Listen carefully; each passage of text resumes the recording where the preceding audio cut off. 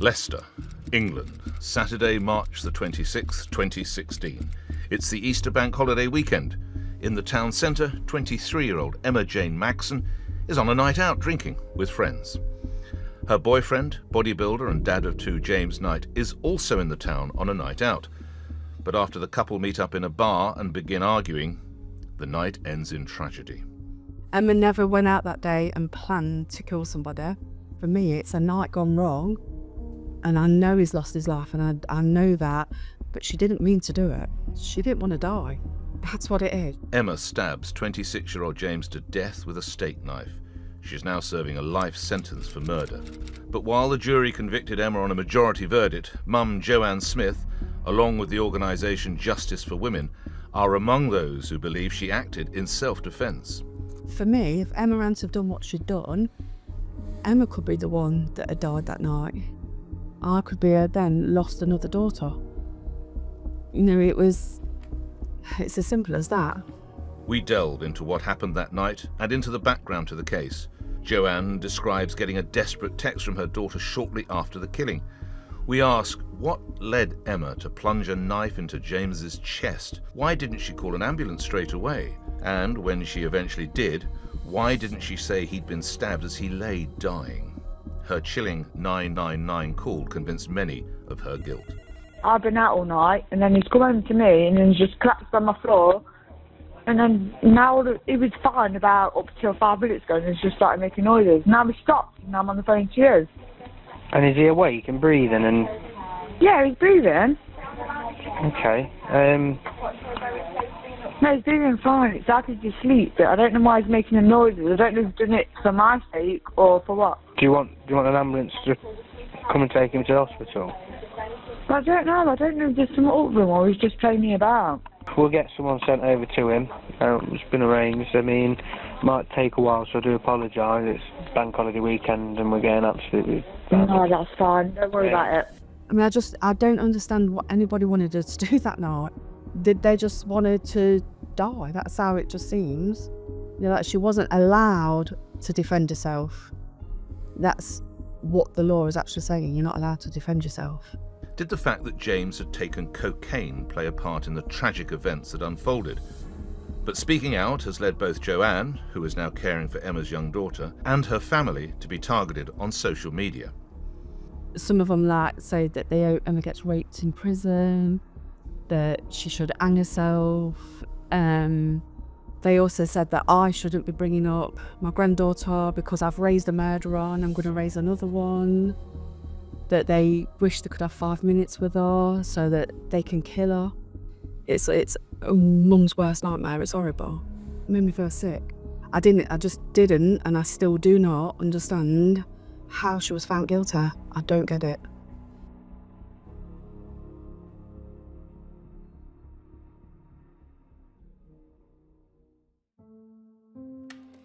Emma-Jayne Magson was 8 months old when her mother Joanne fled a violent relationship, taking Emma and her elder sister Charlotte with her. He slashed my legs. Not stabbed, slashed my legs. I wasn't with him when we'd split up anyway, and I was in love with him, and he asked me to go to the flat to talk things through, and I did.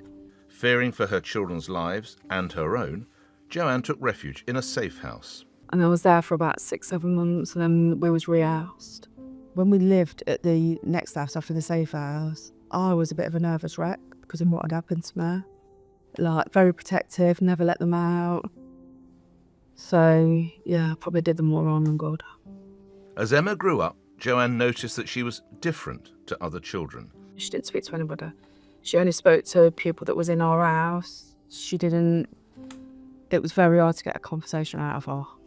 Didn't really have friends. She used to play with the little girl next door. When the little girl next door used to come round. But a friend was Charlotte. That was her sister. Emma struggled with reading and writing, and Joanne felt she was a very trusting child and later adult who would believe whatever she was told. On the way to Skedmere, I told her that there was a cloud factory and that these pylons where all the smoke comes out, that's where clouds was made. And it was only up until Emma met Justice for Women when the solicitor told her that wasn't true. Very believing, very trusting, believe. If you tell her anything, that's it. They've said that, like, a reading, writing, that's a lot younger than what her age is, you know. Well, you could walk into a room and talk to Emma, could walk back out, make a cup of tea, come back in, it's a different person. She was so up and down, emotions was all over the place. She didn't understand it herself. She didn't understand why she was like that. She kept trying to tell people how she felt, but no one got her. When Emma was 7, she was heartbroken when her sister Charlotte passed away following surgery. I've got loads of memories of her and Charlotte before Charlotte passed away. They were so close. They used to like be in the garden, giggling their little heads off. And one of the best memories I have, she used to be in a bucket. Charlotte was in a little paddling pool, but Emma always used to want to play in a bucket. And like, I've got pictures of that in home, and I just love it. After Charlotte's death, the heartbroken Joanne kept her daughter's open casket in their living room before the funeral. Joanne still worries that this traumatised Emma. Because I had Charlotte home for so long, and I did, and you know, like, it. Now, looking back, I know that must have had an impact on Emma. You know, like, it's not natural, is it, to walk downstairs in the morning and there's a coffin in the front room. It's not natural, you know, like, but at the time, for me, it was. I always just think, you know, like, that I must have messed her head up. I can take responsibility because, you know, like, maybe if I'd have done things a little bit different, that was her sister, wasn't it? You know, yes, she was my daughter, but it was also her sister. Even to this day, like, some people, it's 24 years ago, they don't even know that Charlotte's passed away because I talk about her as if she's here. You know, she's in my life, that's it. I don't talk about her as if she's gone. So then when someone will ask me, where is she? And I'll go, oh, she's not here. Later, Emma was diagnosed with a borderline personality disorder. She went on to have a daughter when she was 21 and suffered from postnatal depression. Emma, a single mum, was living with her baby in Sylvan Street, Leicester. She met James Knight, a bodybuilder and father of 2, whose brother lived a few doors away. The couple began a relationship in 2015, and very soon after, James moved into Emma's home. But the relationship was volatile, and he would leave for short periods after arguments. Oh yeah, well, he was on steroids. He was massive. Bodybuilder, massive. I mean, the first day I met him, he ripped his top off to show me his muscles, and that was the first day I ever met him. She was scared of him, and previously she's been scared of him because she's come to our house where he's been on cocaine and he's had a go at her, calling her names, calling her fat, threatening her. So she's brought my granddaughter to our house and she's come to stay with hers. So I do believe she would have been scared that night. In early 2016, Emma was thrilled when she fell pregnant, but she was devastated when shortly before Easter, she miscarried. So we was going there to actually see him the next day, when this all happened, because previously, 10 days before, she'd lost a baby. I think she was 3 months. When she lost the baby, she had a D&C. She come home, she rang me up screaming. I actually thought it was something to do with James. But as I went down to see her, I lived in Gruber.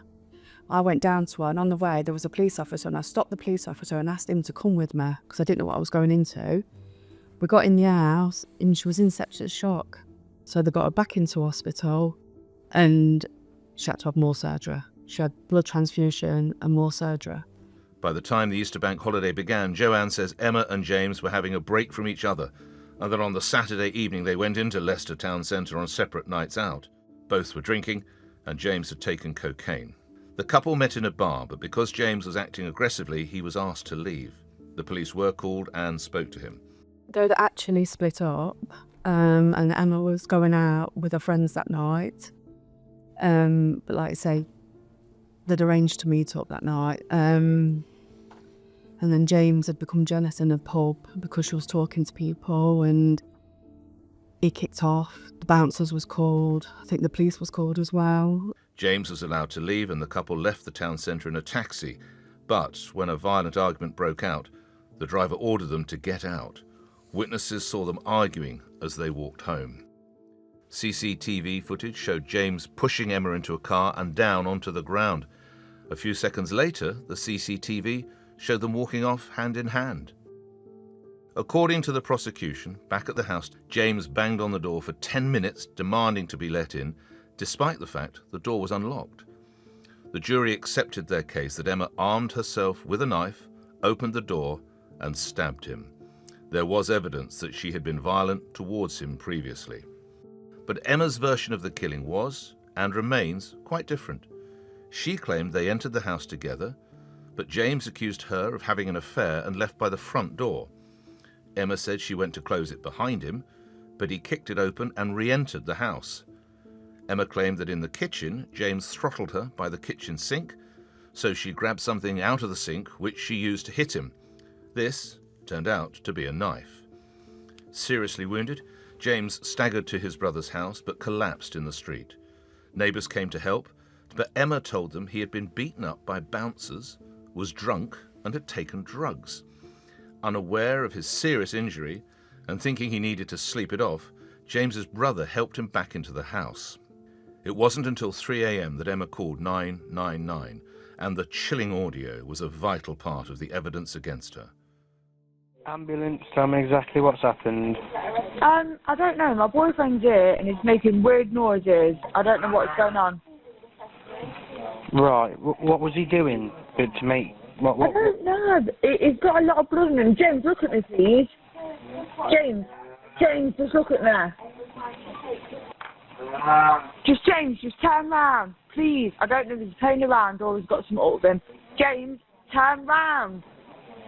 James, I've got the ambulance on the phone. Please, just turn round so I know what's up with you. James.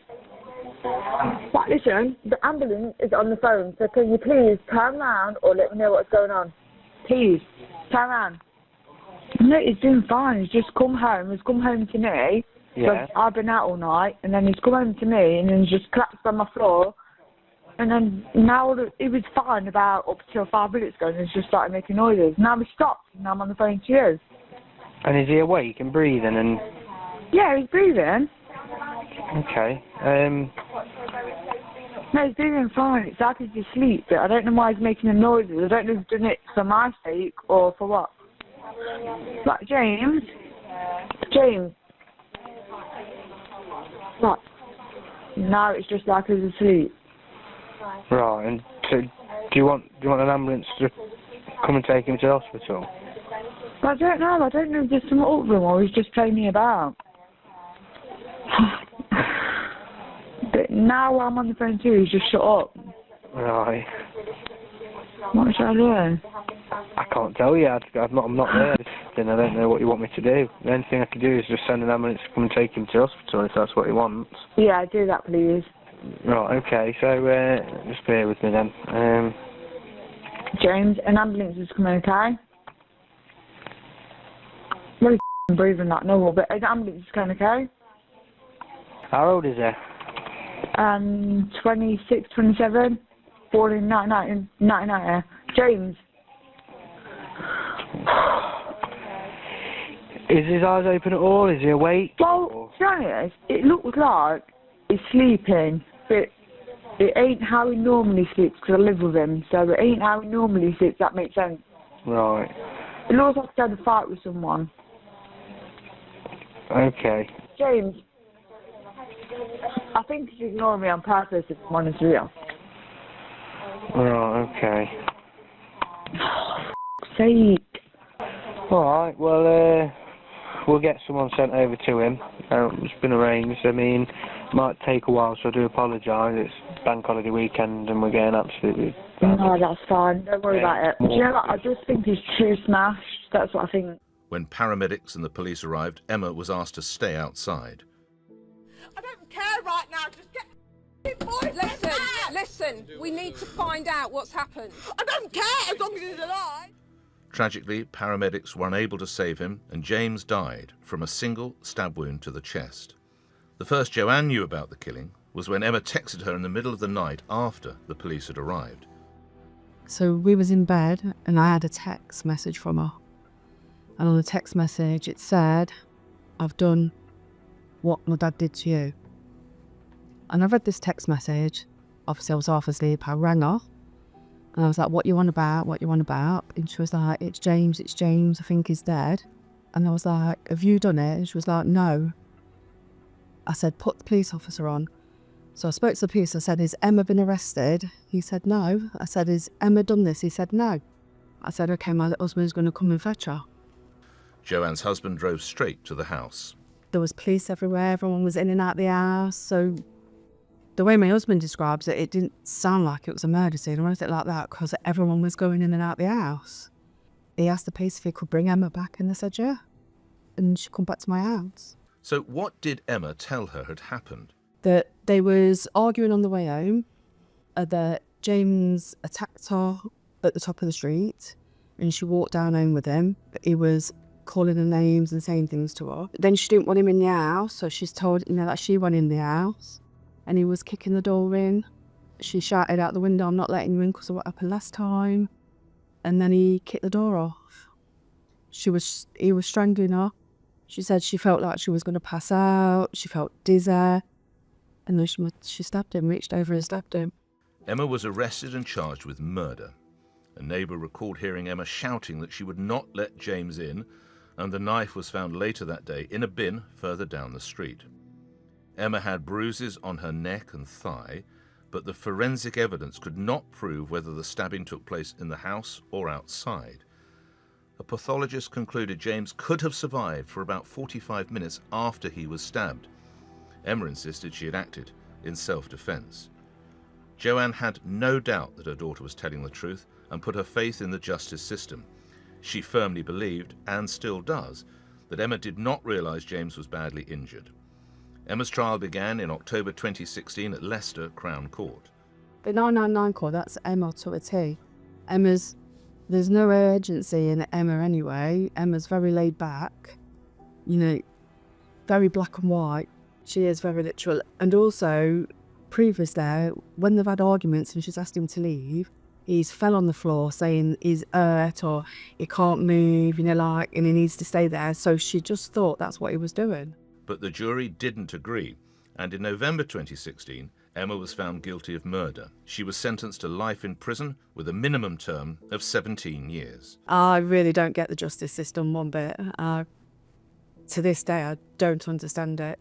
Emma never went out that day and planned to kill somebody, and Emma didn't realise that she'd killed James. Well, I don't think she realised the severity of what was happening. It was like they both had a drink, and for me, it's a night gone wrong. And I know he's lost his life, and I know that, but she didn't mean to do it. She didn't want to die. For me, if Emma hadn't have done what she'd done, Emma could be the one that had died that night. I could be then lost another daughter. It's as simple as that.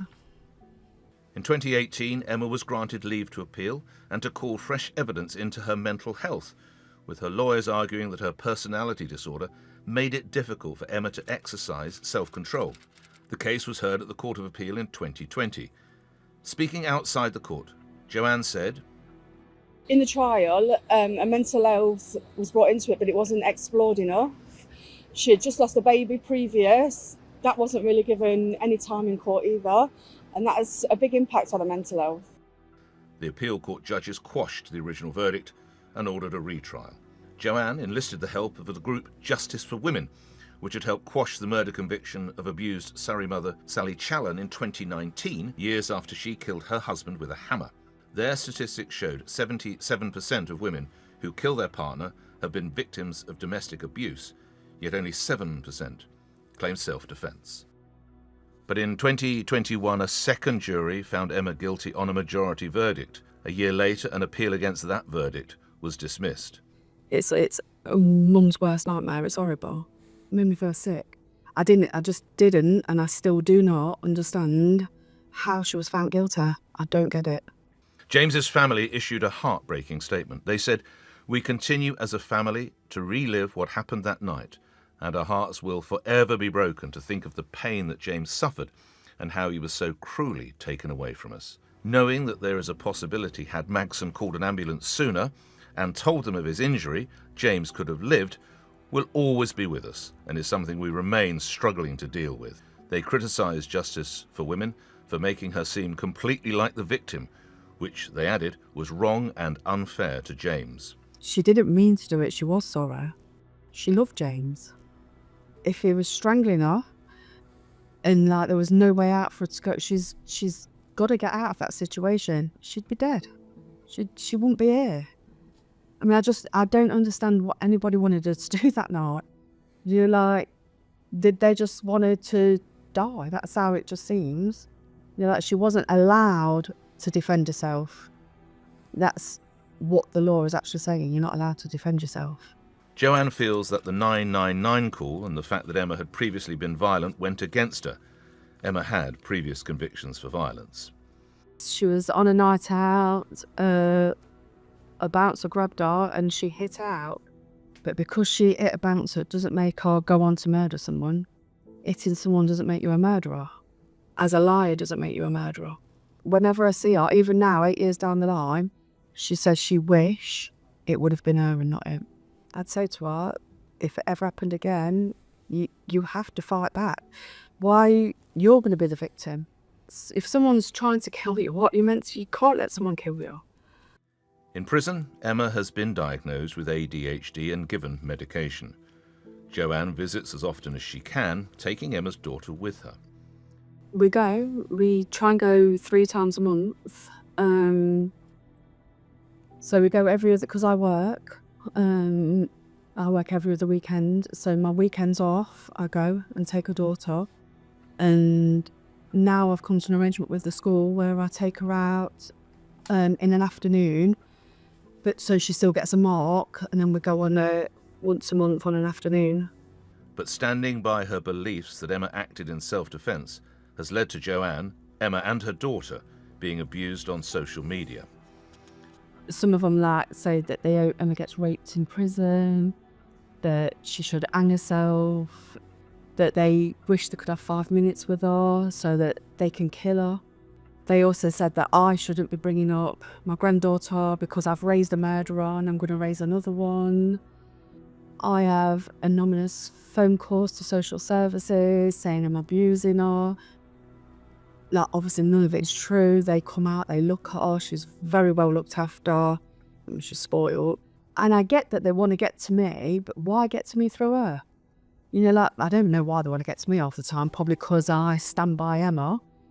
But why do it to a child? It's not fair. She's a victim. She is. She never asked for that night. She was in bed. She woke up. And a world was crumbling round her. Yeah, she lost her mum. And I do understand that she does get to see her mum, and James's children don't get to see their dad. And I do understand that. But it's not her fault. It's not my granddaughter's fault.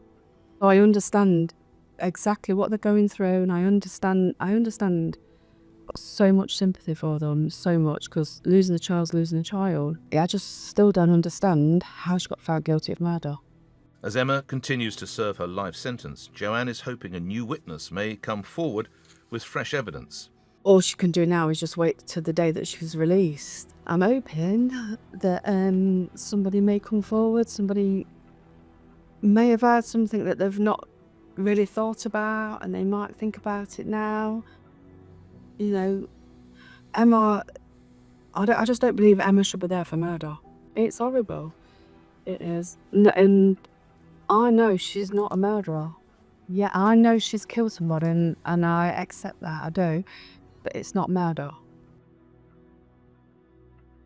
Following Emma's conviction, Justice for Women said, Ms. Magson told a number of lies following the homicide which may have influenced the jury decision, notwithstanding evidence of violence by night.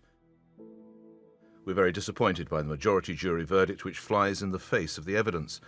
This case illustrates many of the issues highlighted in our report on Women Who Kill, about a public lack of understanding of the dynamics of abusive relationships and the way in which women in abusive relationships tend to be perceived in the criminal justice system.